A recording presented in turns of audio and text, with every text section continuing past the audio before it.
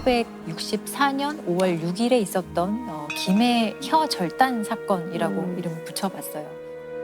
당시 만 19세이던 최말자라는 여성에게 발생한 사건 이야기입니다. 당시에 이 여성이 그 친구들과 좀 집에서 놀다가 친구들을 좀 데려다 주기 위해서 집을 나섰는데 생면부지의 21살 노 씨를 이제 만나게 됩니다. 근데 그 노 씨가 자꾸 뭐 엉뚱한 얘기를 하고 해서 조금 이 최 씨가 본능적으로 친구들한테 좀 위협이 될 수 있겠다라고 판단을 했던 것 같아요. 그래서 친구들을 좀 안전하게 귀가시켜줘야 된다는 책임감에 할 말 있으면은 친구들 말고 나한테 얘기하라 이런 식으로 얘기를 하고 노 씨가 저쪽까지 좀 길을 같이 가달라는 요청을 해서 함께 좀 걸어가게 돼요. 노 씨와 최 씨만 현장에 남았던 거예요. 그래서 갑자기 이제 노 씨가 최 씨를 강간하기 위해서 바닥에 넘어뜨리고 강제로 키스를 하려고 막 시도를 해요. 최 씨는 이 과정에서 엄청나게 저항을 하는데 그럼에도 불구하고 노 씨는 멈추지 않고 계속 강간 시도를 하면서 3번 정도 바닥에 쓰러뜨리고 근데 마지막 시도에서 이 최 씨는 이렇게 하면 내가 죽겠다라는 생각이 들어서 그 노 씨가 강제로 키스하려는 그 순간에 노 씨의 혀를 깨물어서 혀의 1.5cm가 절단이 되는 이제 사고가 발생을 하게 돼요. 근데 이때부터 사실은 좀 기가 막힌 일들이 발생을 하게 되는데 혀가 잘린 이 노 씨는 최 씨와 최 씨 가족들에게 찾아와서 이렇게 혀가 잘리게 된 것도 인연인데 결혼을 하자라고 제안을 합니다. 최 씨는 너무 황당하죠. 그래서 강하게 이제 최 씨가 반발을 하니까 이제는 치료비와 위자료를 내놔라라고 하면서 좀 더 이제 협박을 하기 시작하고 급기야 이제 최 씨의 집에 들어와서 흉기를 들고 협박을 하기도 하고요. 좀 자신을 병으로 만들었으니 널 죽일 거다 이런 식으로 이제 협박까지 하게 되는 상황에 이르러요. 적반하장이네요. 네. 그래서 결국에 이제 최 씨가 이 노 씨를 강간 미수로 경찰에 고소를 하고요. 근데 고소를 했더니 진짜 이 적반하장격으로 이 노 씨는 이 최 씨를 상대로 중상해죄로 맞고소를 합니다. 그래서 다행히 뭐 경찰에서는 최 씨가 했던 그 혈 절단 행위를 정당방위로 판단을 하고 처벌해서는 안 된다는 취지로 사실은 검찰에 넘겨요. 이 노 씨의 행위는 강간 미수죄로 검찰에 송치를 했습니다. 근데 여기까지는 일반적인 처리 절차라고 생각이 드는데 이제 기막힌 일은 검찰에서부터 일어나요. 검찰에서 갑자기 최 씨를 구속을 합니다. 네? 예, 최 씨 이 여성을 구속을 해요. 중상해죄를 이제 범한 피의자로 보고 갑자기 구속을 하거든요. 이게 구속 사유가 되나요? 뭐죠, 뭐 이게? 도주의 우려가 있는 것도 아니고. 사실 구속의 사유가 지금도 좀 명확하지 않는데 이 강간 미수를 범한 이 노 씨는 구속되지 않고 최 씨는 구속 상태로 이제 조사를 받는 상황이 됐거든요.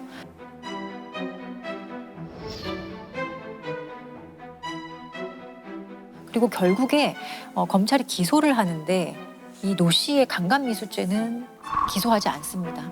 노 씨는 그 최 씨에 대해서 협박했던 것, 특수 협박, 특수 주거 침입 정도로만 기소가 되고 그래서 결국에 이 강간 미수죄의 피해자였던 최 씨가 중상해죄 이제 피고인이 돼서 최 씨와 노 씨가 함께 나란히 재판을 이제 받게 됩니다. 이 검사 수사 과정을 조금 얘기를 하자면 한 2달 정도 이어졌다고 하는데 검사가 당시 최 씨를 상당히 좀 무시하는 발언을 많이 했다고요. 비아냥거리기도 하고 네가 남자를 불구로 만들었으면 책임을 져야지라는 얘기도 하고 둘이 결혼하면 모든 것이 해결될 텐데 왜 이렇게 문제를 크게 만드느냐라는 얘기를 많이 했고 이상한 얘기. 그러니까 결혼하면 간단하잖아라는 얘기가 너무 폭력적인 얘기 같아요. 강간 미수범과 피해자가 나오면 둘을 이어주려고 노력했다라는 거 아니에요? 이게 일반적인 모습이었던 것 같아요. 강간죄 피해자와 가해자가 결혼 안 한 남성 여성이었으면은 결혼하면 되잖아라는 생각을 되게 쉽게 했던 것 같거든요. 자, 이 결혼하라는 얘기는 경찰, 검사, 판사, 판사도 있다고. 네, 심지어 최 씨의 변호인까지 이 얘기를 하게 됩니다. 최후 변론에서 어떤 얘기를 하느냐면 변호인이 이렇게 얘기를 해요. 이 사건을 총 총각 혀 자른 키스 사건으로 명명을 하면서 노 씨나 최 씨가 이미 딴 처녀 총각과 혼인하긴 우리 사회 풍습으로 보아 어려운 일이다. 그래서 본 변호인이 팔 벗고 나서 양쪽 부모들로 하여금 한 번 더 마음을 돌리게 해서 두 사람 간의 혼인 중매에 나서겠다라고 킨 모두가 변론이죠. 공범이네요. 약간 네. 모두가 진짜 공범. 야만의 시대. 너무 기막힌 변론이었어요. 진짜 야만의 시대. 근데 최 씨는 이런 부당한 상황에 대해서 당시에 되게 막 숙이고 이랬던 것 같지는 않아요. 자기 할 말은 뭐 이거 명확한 강간 미수죄고 난 그 상황에서 정당방위였다라는 주장도 하시고. 근데 이제 결정적으로 이 판결에서 판결이 어떻게 어떻게 났나요? 최종적으로 나냐. 그 최 씨는 중상해죄가 인정이 됐고요. 징역 10월에 집행유예 2년이 선고가 되고 노 씨는 뭐 강간 미수죄로 기소조차 되지 않았기 때문에 특수협박, 특수주거침입 인정이 되지만 형량은 최 씨보다 좀 적게 나와요. 징역 6개월에 집행유예 2년이 선고되니까.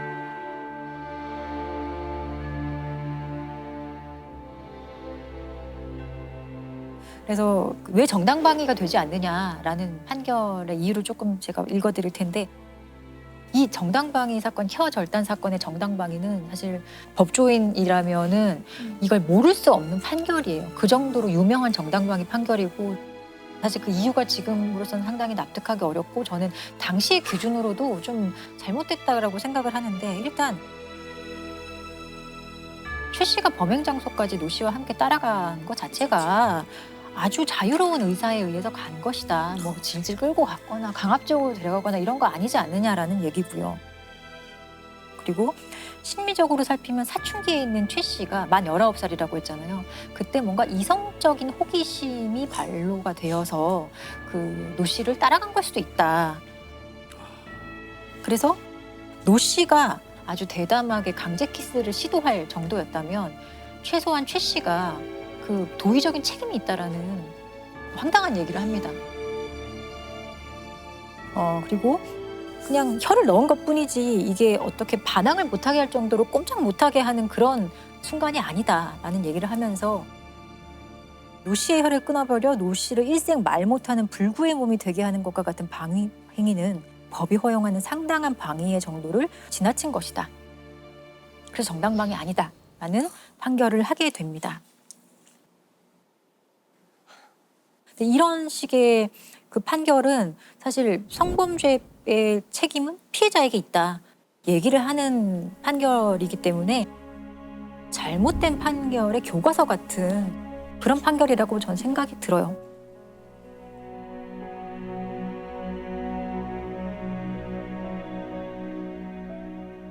최 씨가 수감 생활 마치고 이제 집으로 돌아왔는데도 이렇게 좀 따뜻하게 최 씨를 맞아주거나 그러지 못했어요. 가족들도 그렇죠. 이웃들도.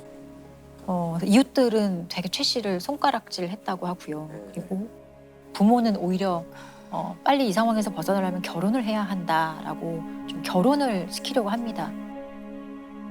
그리고 최 씨는 사실 어렵게 열심히 뭐 일을 하면서 뭐 혼자서 먹고 살려고 온갖 일을 다 했다 이렇게 말씀을 하시거든요. 와이셔츠 공장에 10년 다니고 바닷가에서 작은 손수레를 끌면서 커피랑 라면 이런 것도 팔았고요. 그리고 학교를 다니지 못했어요. 여자가 똑똑해서 학교 다녀봤자 소용없다 이랬던 그런 분위기여서 학교를 다니지 못한 한이 있어서 63세, 2009년 63세의 나이에 공부를 시작을 하십니다. 그리고 방송통신대학교에 입학을 하세요. 이 방송통신대 과정 이제 마치면서 논문을 하나 쓰는데 그 논문의 주제가 여성의 삶과 역사에 관한 주제로 논문을 썼다고 해요. 근데 그 논문을 쓰는 것이 이제 자기 얘기를 썼는데 이걸 함께 학교를 다니던 최 씨의 동료가 보고 꼭 안아주면서 어떻게 이렇게 살았느냐 한을 한번 풀어보자라고 제안을 하셨다고 해요.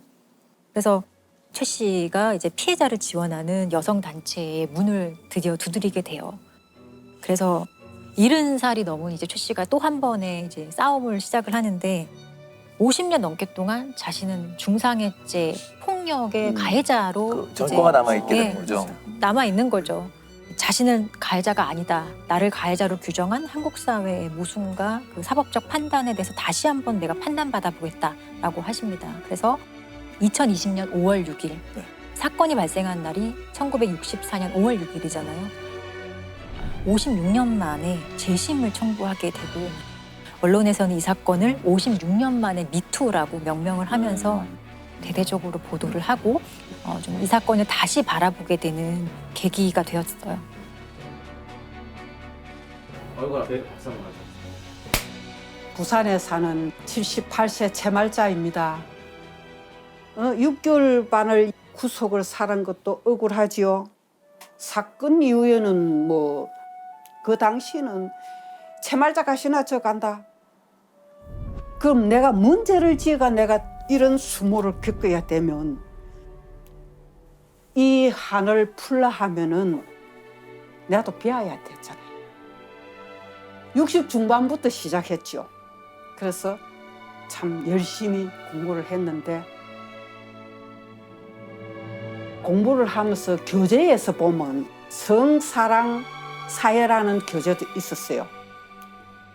거기서 젠더라는 용어가 많이 있었어요. 그걸 보면서 많은 걸 내가 느꼈죠. 지난날 내가 겪었던 거하고 이것이다.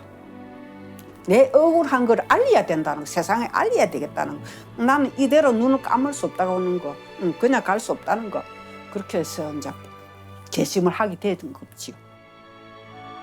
근데 안타깝게도 재심은 부산지방법원에서 재심 개시가 되지 않았어요. 기각 결정이 났고요. 최 씨 측은 다시 한번 항고를 하고요. 네. 항고도 또 기각이 됐어요. 지금은 재항고가 진행되고 있는 상태이고 아직 최종적으로 결론 나지 않았습니다. 그 재심은 사실 정말 까다롭다는 거 다들 아실 거예요. 완전히 확정된 사실관계, 확정된 판결을 뒤집는 거기 때문에 상당히 사유가 예외적이고 제한적으로 형사소송법에 규정이 되어 있고 새로운 증거, 명백히 새로운 증거가 발견되었을 때 이춘재처럼 뭐 진범이 나타났다든지 그리고 뭐 수사 과정에서 어떤 수사에 관여했던 경찰이나 검사가 직무에 관련된 위법 행위를 했고 그게 이제 확정 판결이 났을 때 이런 식으로 이제 재심 사유가 규정이 되어 있는데 검사가 불법 구금을 했다든지 좀 부당한 대우를 했다든지 이런 것에 대해서는 이 사건이 너무 오래돼서 채말자 할머니 측에서는 자료를 못 찾는 거예요. 그래서 그 당시의 수사 기록 자체를 찾지 못했기 때문에 이거를 좀 변호인 측에서 입증할 수 있는 것에 좀 한계가 있었어요. 근데 혀절단 사건은 사실은 항상 있는 것 같아요.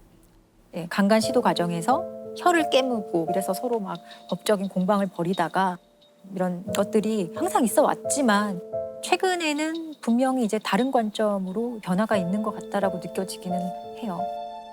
이 최 씨 할머니가 재심을 청구한 이후에 2020년 7월에 발생했던 사건인데 부산 이제 황령산에서 똑같은 혀 절단 사건이 발생을 하거든요. 당시에 부산 한 번화가에서 만취한 여성이 이제 의식을 잃고 있는 상황에 어떤 남성이 이 여성을 강간하기 위해서 피해자를 차에 태우고 인적이 드문 곳으로 이제 데리고 갑니다. 거기서 이제 강제로 막 키스를 하고 성폭행 시도를 하거든요. 근데 그 과정에서 이 여성이 이제 의식을 차리고 혀를 깨물어요. 그래서 혀가 한 3cm 정도 절단이 되게 되는데 이것도 똑같습니다. 이 혀가 이제 잘리게 된 이 가해자, 이 남성은 이 여성을 또 중상해죄로 고소합니다. 그런데 이 사건이 이제 과거에 이 64년도에 최 씨 할머니의 사건과는 완전히 다르게 검찰에서 정당방위를 인정하고 이 여성에게 그 중상해죄 무혐의 불기소 처분을 내리게 됩니다. 그리고 이 남성은 최종적으로 감금과 강간치상죄가 인정이 돼서 징역 3년이 선고가 돼요. 이런 사건을 보더라도 일단 혀 절단 사건, 성폭력 과정에서 있었던 혀 절단 사건을 우리 사회, 특히 우리 사법부가 어떻게 바라보고 있는지 많이 변화했다는 것을 알 수 있는 대표적인 좋은 사례입니다. 네. 우리 사회가 할머니 덕분에 많이 바뀌고 있는 거거든요. 맞습니다. 뭔가 공고했던 그 체계에 대해서 저는 그렇게 뭔가 균열을 내는 목소리 자체에 되게 박수를 보내고 싶어요. 그 우리 최영일지 할머니께서는 그 재심 청구 자체가 네. 큰 의미가 있는 것 같습니다. 그렇죠. 청구하셨다는 것 자체 재심. 그리고 이런 굉장히 많은 국민 여러분들이 네. 응원하실 것 같아요. 부정의하다는 것은 내 일이 아님에도 불구하고 흥분이 될 때 어떻게 표현할 수 없는 부정의한 짓이다라는 표현하거든요. 지금 우리가 이 얘기를 잠깐 들으면서 분노할 수 있잖아요. 우리. 아마 우리 시청자분도 그럴 건데 뭐 최씨 할머니는 외롭지 않다고 우리가 그 그럼요. 부정의함에 대해서 같이 공감하고 있다는 것을 전달할 수 있을 것 같아요. 정의가 사실 거창한 데 있는 게 아니거든요. 신고를 하고 고소를 했으면은 사법 절차상 충분히 피해자가 권리를 누릴 수 있게 되고 피해자의 처지에 공감해 주는 것만 피해자가 경험하더라도 저는 그 과정에서 많이 치유가 된다고 생각을 해요. 네. 근데 이제는 함께 해주는 사람들이 많다. 할머니의 상황에 공감해주고 이해해주고 정말 같이 연대해주는 사람들이 많다는 거에 할머니가 그래도 위안이 되었으면 좋겠어요. 지금도 보면은 성피해자들이 인권을 존중해주지 않으니까 이 나와봐야 그 수모를 겪기 힘드니까 나오지를 못하는 거예요. 숨어서 뒤에서 아무리 해도 해결 안 됩니다. 밖을 나와야죠. 나와서 도움을 청해야 도와주지. 내가 당했을 때는 이런 환경이 아니었기 때문에 도움을 못 받았지만 지금이라도 내가 이 도움을 받았으니까 나는 성공했지 않습니까? 나는 성공했습니다. 예, 여기까지 온 것은. 어디까지 갈란 건 모르지만 나는 끝까지 갈 거고 끝까지 싸울 겁니다.